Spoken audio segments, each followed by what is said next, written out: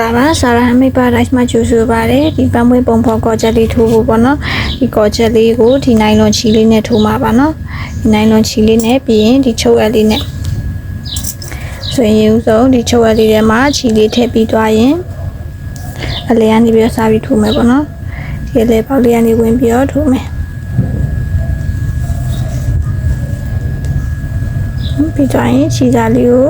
နည်းရှိရှိလေးထားနောက်ကနေပြီးချီစားလေးကိုဒီလိုမျိုးလေးဖိကိုင်းထားမယ်ဆိုရင်တစ်ပေါက်ကို2ချက်စီထိုးမှာပေါ့နော်အဲဆိုရင်ဒီပေါ်အပေါက်မှာ2ချက်ဝင်ထိုးမယ်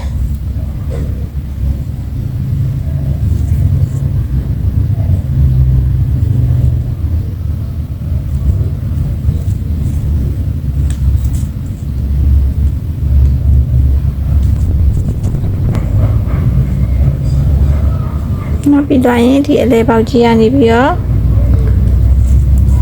ဝင်မယ်ပြီးတော့ရင်ဒီအပေါက်သေးဒီမှာတစ်ချက်ဝင်ထိုးမယ်နော်တစ်ပေါက်ကို2ချက်စီဆိုတော့နောက်တစ်ခါအပေါက်ကြီးထဲမှာဝင်မယ်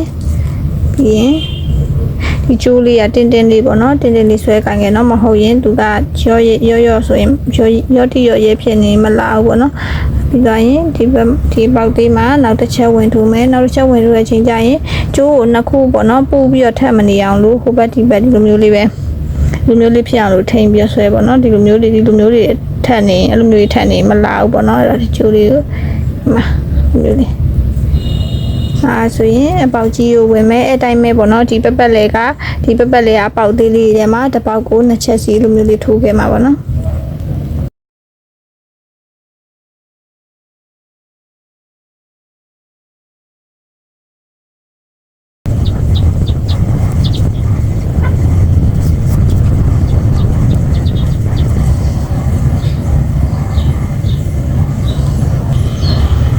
ဆိုရင်ပက်လေးပြီးသွားပြီဆိုရင်သူကဒီပေါ့နော်ဒီ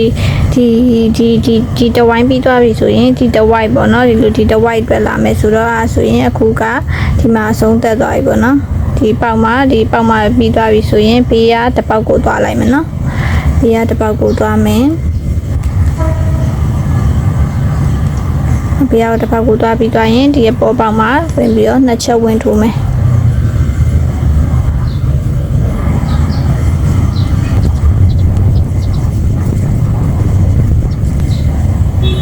ချက်ဝင်ထိုးပြီးသွားရင်အဲ့ပေါက်မှာပဲထိုးမယ်နော်ဒီအောက်ကဒီပေါက်မှာပဲထိုးမယ်ပြီးသွားရင်ဘေးအကွက်ကိုသွားမယ်ဒီဘေးအကွက်ကိုသွားမယ်ဒီဘေးကွက်မှာလည်း2ချက်ဝင်ထိုးမယ်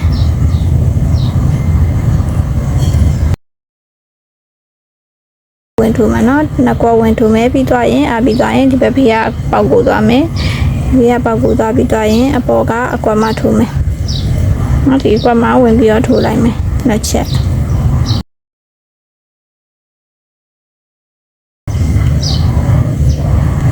ပြီးရင်ဒီပေါက်မှာသွားမယ်ပြီးရင်နောက်ထပ်ဘေးကွက်မှာနှစ်ချက်ဝင်ပြီးတော့ထိုးမယ်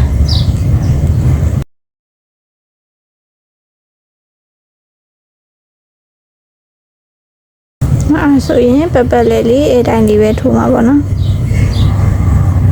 တစ်ပေါက်ကို2ချက်စီထိုးမယ်နော်ဆိုရင်ဒီအပေါက်မှာဝင်မယ်ဒီမှာထိုးမယ်ပေါ့နော်တစ်ချက်ပြီးရင်ဒီပေါက်မှာပဲဝင်ပြီးတော့ဒီဘက်ဘေးကွက်မှာနောက်ထပ်2ချက်ဝင်ပြီးထိုးမယ်ပေါ့နော်ဆိုရင်ပက်လေးအတိုင်းလေးပေါ့နော်ဒီနားရောက်တဲ့ဒီပက်လေးအတိုင်းလေးထိုးမယ်ဆိုရင်ဒီမှာပက်လေးထိုးပြီးတော့ပေါ့နော်ပက်လေးထိုးပြီးတော့ပြီဆိုရင်မဆုံးသွားပြီပေါ့နော်ဒီပေါက်လေးမှာအဆုံးတက်သွားပြီဆိုရင်ဆိုရင်ဒီလေးကပွင့်ကိုထိုးမယ်ပေါ့နော်အဲ့တော့ဒီအကွက်ပေါ့နော်ဒီအကွက်မှာဝင်ပြီးတော့ထိုးလိုက်မယ်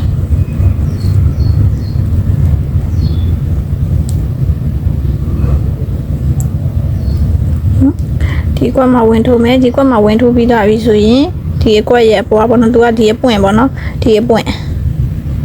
နော်အဲ့တော့ဒီပွင့်တော့ထိုးမှာဆိုခါကျတော့ဒီအလဲကွက်မှာထိုးပြီးတော့ရင်ဒီဘေးကွက်ပေါ့နော်ဒီဘေးအပေါ်ကွက်မှာဒီမှာတစ်ချက်ဝင်ထိုးမယ်နော်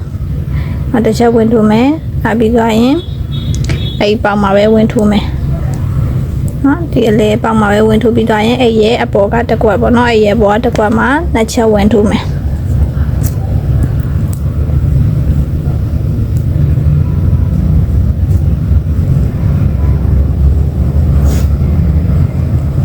ကျိုးတင်းတင်းလေးဆွဲနော်ဆိုရင်တစ်ချက်နှစ်ချက်နှစ်ချက်ဝင်ထိုးပြီးသားပြီဆိုရင်ဒုတိယပေါက်ကိုသွားမယ်နော်ဒီအလေးကဒုတိယပေါက်ကိုသွားမယ်ပြီးသွားရင်အပေါ်တစ်ခွက်မှာဝင်ပြီးထိုးမယ်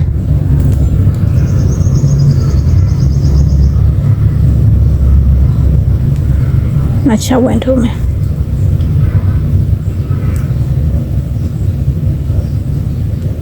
နော်နှစ်ချက်ဝင်ထိုးပြီးသားရင်နောက်ထပ်တတိယတစ်ခွက်ကိုသွားမယ်နော်နောက်တစ်ခွက်သွားမယ်နောက်တစ်ခွက်သွားပြီးသွားရင်ဒီမဲ့လည်းနောက်တစ်ခွက်တက်မယ်နှစ်ချက်ဝင်ထိုးမယ်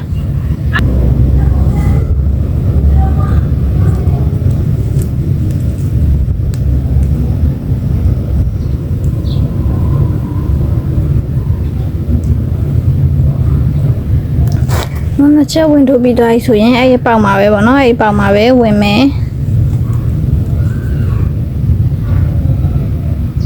ပြီးရင်ဒီဘက်ကကျတော့ဒီအပေါ်ခွက်ပေါ့နော်ဒီအပေါ်ခွက်မှာသွားပြီးတော့ထိုးမယ်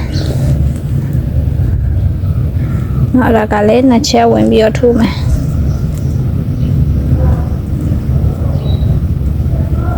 နောက်နှစ်ချက်ဝင်ထိုးပြီးသွားပြီဆိုရင်နောက်ထပ်ကအပေါ်ခွက်မှာဝင်မယ်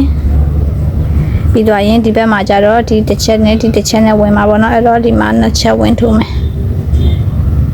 နော်ဒီကွက်မှာနှစ်ချက်ဝင်ထိုးမယ်ပြီးတော့ရင်နောက်တစ်ကွက်မှာလည်းနှစ်ချက်ဝင်ထိုးမယ်ပေါ့နော်ဒီဟာကတော့ဒီမှာပဲဝင်မယ်ဒီဘက်မှာကျတော့ဒီပေါ်ကွက်မှာဝင်မယ်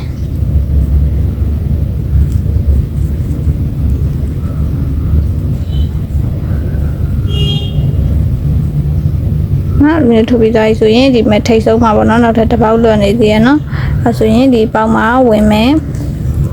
ဝင်ပြီးသွားရင်ဒီဘက်ကကျတော့ဒီကွက်မှာဝင်ပြီးတော့ထိုးမယ်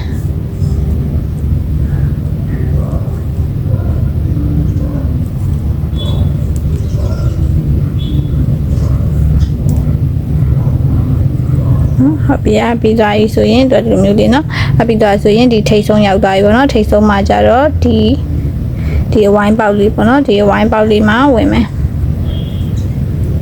ပြီးရင်ဒီထိတ်မှာနှစ်ချက်ဝင်ထိုးမယ်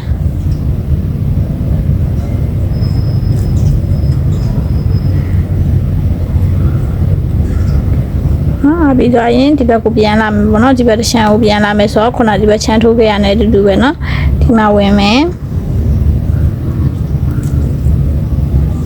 ပြီးရင်ဒီဘေးကွက်မှာသွားမယ်နှစ်ချက်ထိုးမယ်ပေါ့နော်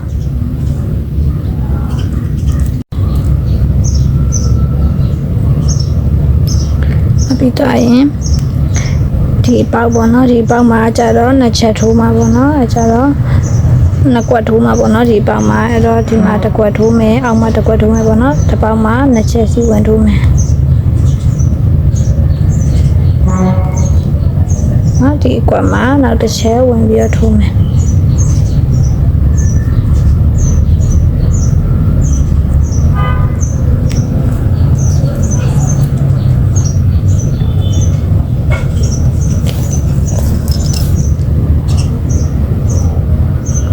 နော်ကျိုးလေးကိုနည်းနည်းတင်းတင်းလေးဆွဲပါနော်။အဲဆိုရင်ဒီဟာလေးကတော့ခဏထားခဲ့ပါနော်။ဒီဟာလေးပြီးမှပဲခြေစားလေးတင်ပြမယ်နော်။အဲဆိုရင်အရင်ဆုံးဒီပြီးသွားပြီဆိုရင်နောက်ထပ်ကျိုးယူမယ်ပေါ့နော်ထပ်ပြီးတော့နော်ဒီကျိုးစားလေးကတင်းတင်းလေးကင်ပြီးတော့ဒီဘက်မှာနော်ဒီနောက်နာလေးမှာခဏလေးဖိကင်ပြီးတော့ထားခဲ့မယ်ပေါ့နော်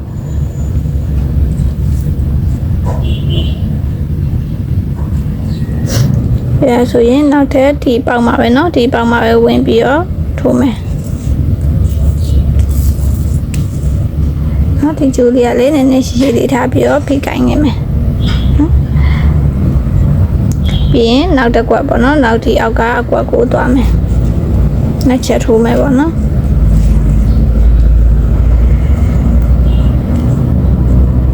တစ်ချက်ပြီးရင်ဒီပေါက်မှာပဲเนาะဒီပေါက်မှာပဲဝင်မယ်န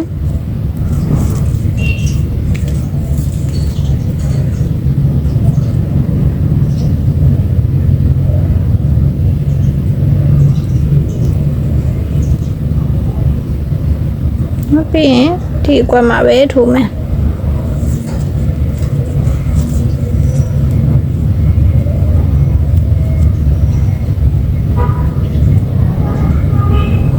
ပြီးတော့ရင်နောက်တစ်ပေါက်ပေါ့နော်ဒီအောက်ကပေါက်မှာဝင်မယ်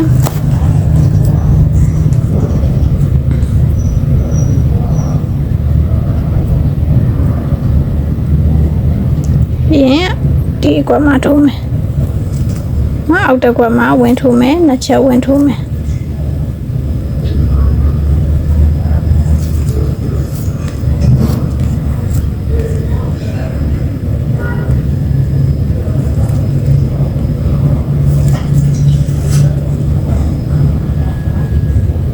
ဒါဆိုရင်အဲ့ကွက်မှာပဲဝင်မယ်ပြီးရင်အောက်တစ်ကွက်မှာဝင်ထိုးမယ်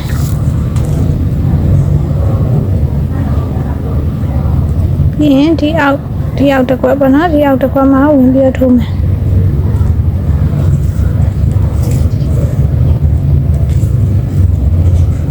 နောက်ချက်ဝင်ထိုးမှဖြစ်တဲ့အတွက်ဒီမှာပဲဝင်မယ်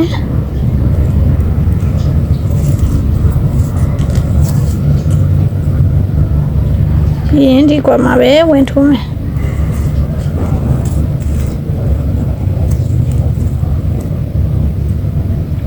နောက်ပြီးတော့ဆိုရင်နောက်ထပ်အောက်ကဒီပေါင်မှာဝင်မယ်အောက်တစ်ပေါင်မှာဝင်မယ်ပြီးရင်ဟိုဘက်ကလည်းအောက်တစ်ပေါင်မှာဝင်မယ်နောက်နှစ်ချက်ဝင်ထိုးမယ်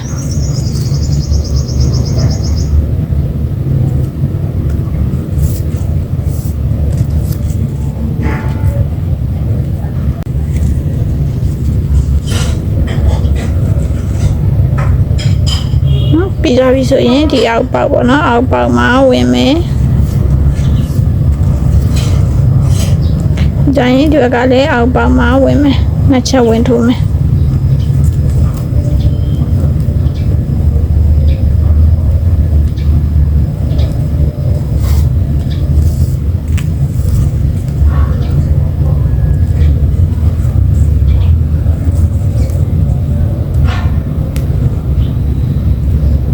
ပြီးတော့ရင်ဒီပေါက်မှာပဲဝင်မယ်နော်ဒီပေါက်မှာပဲဝင်မယ်ပြီးတော့ရင်အောက်ပေါက်မှာဝင်ထိုးမယ်ဒီပေါက်မှာပဲဝင်မယ်ပြီးရင်ဒီအောက်ပေါက်မှာပဲဝင်ထိုးမယ်အခုဒါလေးကကြတော့တစ်ချက်ပဲထိုးပါပေါ့နော်ဒီအောက်ပေါက်မှာဝင်ထိုးမယ်ဒီပြီးတော့ပြီဆိုရင်ဒီလေပေါက်ကိုပြန်လာမယ်ထိုးပြီးတော့လေပေါက်ပြန်လာမယ်ပြီးတော့ရင်ဒီနေ့3လေးနော်လေးပေါက်မြောက်မှာဝင်ပြီးတော့ထိုးလိုက်မယ်ပြီးတော့ရင်နောက်တစ်ချက်ဝင်ထိုးမယ်ဒီပေါက်မှာပြန်လာမယ်ပြီးတော့ရင်လေးပေါက်မြောက်မှာဝင်ပြီးတော့ထိုးလိုက်မယ်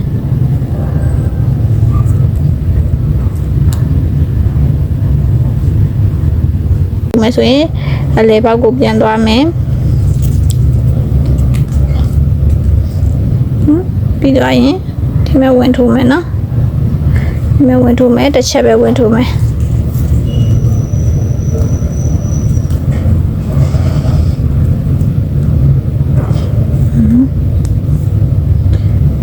ပြီးရင်အဲ့ပေါက်ကြီးမှာပဲဝင်မယ်အပေါ်တစ်ခွက်ကိုသွားမယ်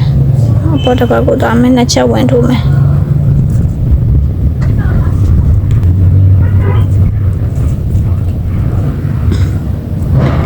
ပြီးတော့ရင်အပေါ်တစ်ခွက်ကိုသွားမယ်ပြီးရင်ဒီဘက်ကလည်းဒီအပေါ်တစ်ခွက်မှာနှစ်ချက်ဝင်ထိုးမှဖြစ်တဲ့အတွက်အဲ့ကမှာပဲဝင်ထိုးမယ်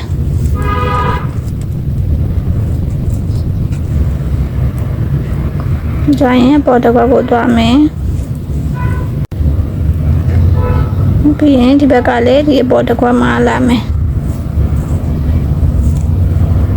ဆိုရင်ဒီဘက်ကဟာလေးတွေကျိုးစာလေးတင်ခဲ့မယ်ပေါ့နော်တစ်ချက်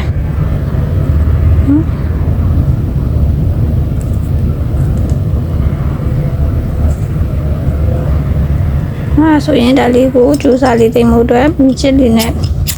အစာလေးနဲ့ရှိုးလိုက်မယ်ပေါ့နော်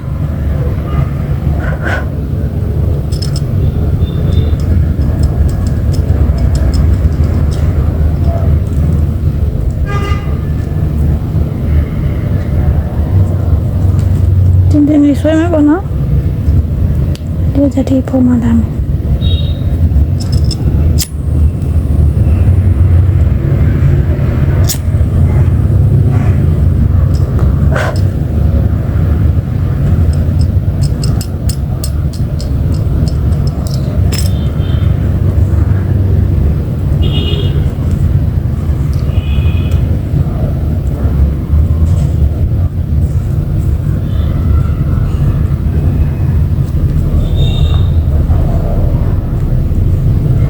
ဒီမှာကနှစ်ချက်ဝင်ထိုးမှဖြစ်တဲ့အတွက်ဒီကွက်မှာပဲဝင်မယ်ဒီဘက်မှာဝင်ပြီးတော့ထိုးမယ်ပြီးတော့ရင်ဒီကွက်မှာပဲဝင်ပြီးတော့ထိုးမယ်ဒီဘက်ကကျတော့အပေါ်ကွက်မှာဝင်ထိုးမယ်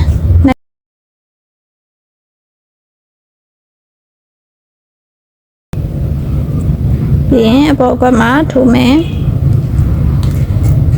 ဒီဘက်ကလည်းအပေါ်ကွက်မှာထိုးမယ်နှစ်ချက်ဝင်ပြီးတော့ထိုးမယ်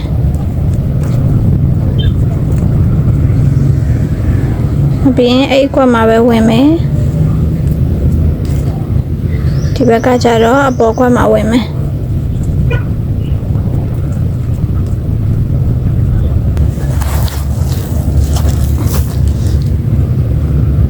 ပြီးတော့ရင်ဒီမဲကအပေါ်ကွက်မှာဝင်မယ်ဒီဘက်ကိုလည်းအပေါ်ကွက်မှာဝင်ထိုးမယ်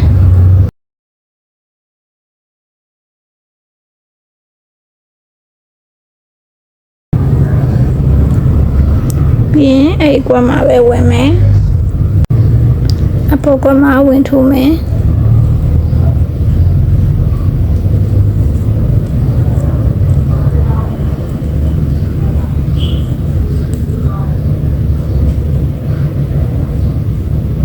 ပြီးရင်အပေါ်ကွက်မှာဝင်မယ်ဒီဘက်ကလည်းအပေါ်ကွက်မှာဝင်ထိုးမယ်ပြီးရင်နောက်တစ်ချက်ထပ်ပြီးထိုးမယ်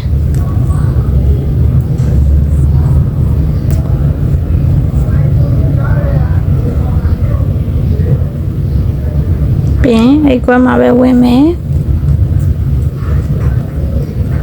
နောက်ထပ်အပေါ်ကွက်မှာဝင်ထိုးမယ်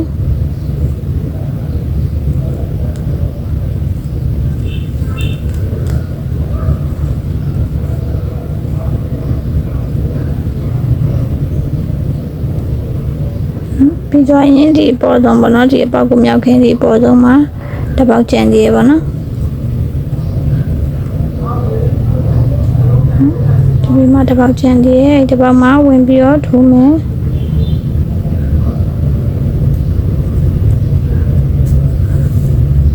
ဒီဘေးဘက်ကိုနော်ဒီပေါ်ဘက်ကိုဝင်ထိုးမယ်ပြီးရင်နှစ်ချက်ဝင်ထိုးမယ်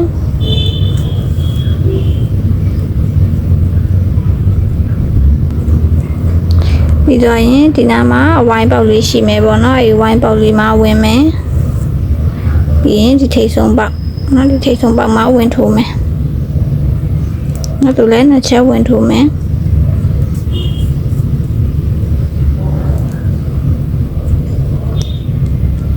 နောက်ပြီးတော့ရင်အောက်ကိုပြန်ဆင်းမယ်ပေါ့နော်အောက်တစ်ကွက်ကိုပြန်ဆင်းမယ်ပြီးရင်ဒီပေါက်ကိုထိုးမယ်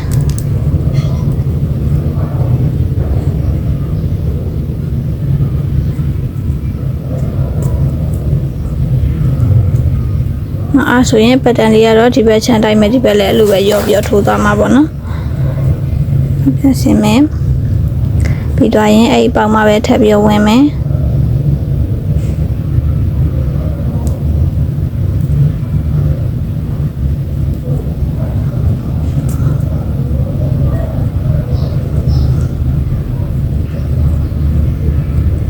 အဲ့ဒီပေါက်မှာပဲထပ်ဝင်ပြီးတော့အောက်တစ်ပေါက်မှာဆင်းပြီးထိုးမယ်နော်အောက်တစ်ပေါက်ဆင်းထိုးမယ်ပြီးရင်နှစ်ချက်ထိုးမယ်ပေါ့နော်နှစ်ချက်ထိုးမှဖြစ်တဲ့အတွက်အဲ့ဒီပေါက်မှာပဲပြန်ဝင်မယ်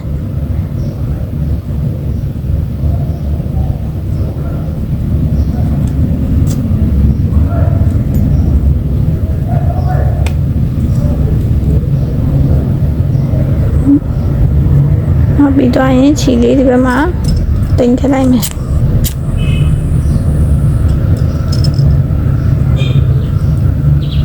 တင်းတင်းလေးဆွဲပြီးတော့နော်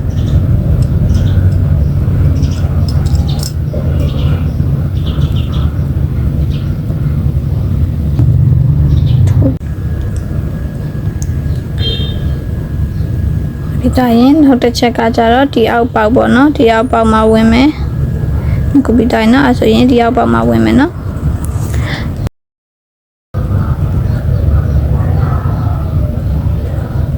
ပြီးတော့ရင်ဒါလည်းအောက်ပေါက်မှာဝင်မယ်ပြီးတော့ရင်နှစ်ချက်ထိုးမယ်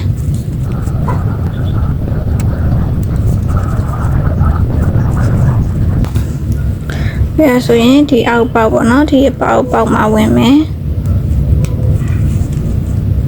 ဒီဘက်ကလည်းဒီဘက်အောက်ပေါက်မှာပြီးရင်နှစ်ချက်ဝင်ထိုးမယ်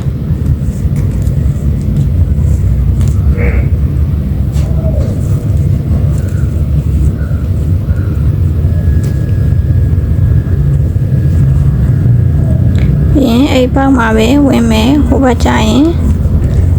ဒီပေါက်မှာပဲဝင်ပါတော့ဟိုဘက်ပေါက်ကကြတော့အောက်တစ်ပေါက်မှာဝင်ထိုးမယ်ပေါ့နော်တက်မှာကြတော့အောက်ပေါက်မှာဝင်ပြီးထိုးမယ်နှစ်ချက်ဝင်ထိုးမယ်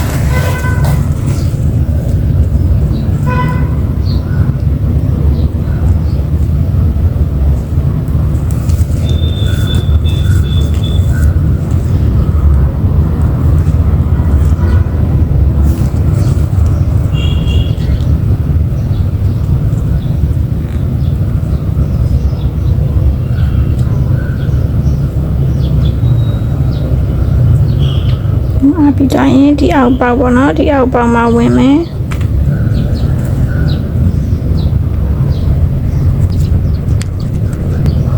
ဒီဘက်ကလည်းအောက်ပေါက်မှာဝင်ပြီးတော့နှစ်ချက်ထိုးမယ်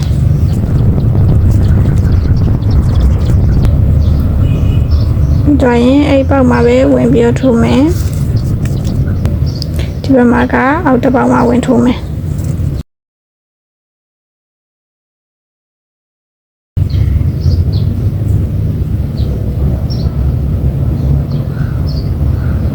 ဆိုရင်ဒီမှာကဒီအောက်ပေါက်မှာဝင်မယ်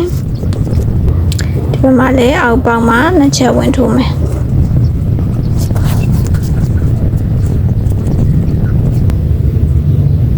နောက်ပြီးကြရင်အဲ့ပေါက်မှာပဲဝင်မယ်ပြီးရင်ဒီဘက်ကျရင်အောက်ပေါက်မှာဝင်ထိုးမယ်မချဝင်ထိုးမယ်ပြီးကြရင်အောက်ပေါက်မှာဝင်မယ်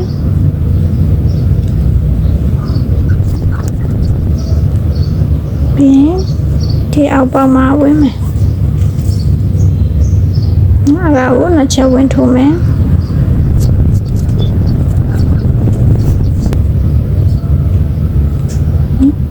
ပြီးတော့ရင်ဒီမှာကျတော့အောက်ဆုံးပေါက်မှာဝင်မယ်နော်အောက်ဆုံးပေါက်မှာဝင်မယ်ဒီမှာကအောက်တစ်ပေါက်မှာဝင်မယ်ပြီးရင်နှစ်ချက်ဝင်ထိုးမယ်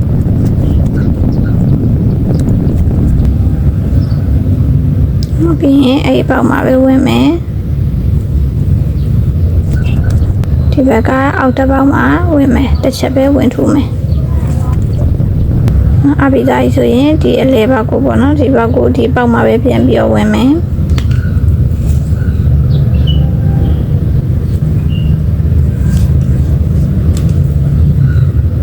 အပိဒါရင်ဒီပေါ်မှာကျတော့ဒီမဲ့3-4ပေါက်မြောက်ပေါ့နော်ဒီမဲ့ဒီနေ့